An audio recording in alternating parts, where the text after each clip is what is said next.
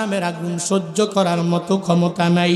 কারণ জাহান্নামের আগুনের ব্যাপারে বয়ান মদিনাওয়ালা নবী হাদিসের মধ্যে জানায়া দেয়, ওই জাহান্নামের আগুন তো দুনিয়ার কোনো সাধারণ আগুনের নাম নয়।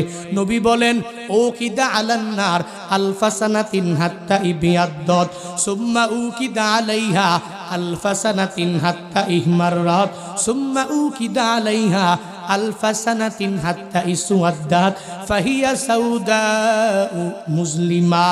মদিনাওয়ালা নবী বলেন, জাহান্নামের আগুন এত ভয়ঙ্কর,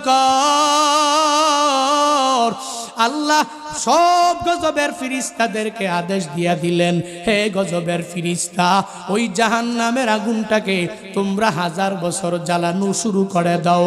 জাহান্নামের গজবের ফিরিস্তারা জাহান্নামের আগুনকে 1000 বছর জ্বালাইলো।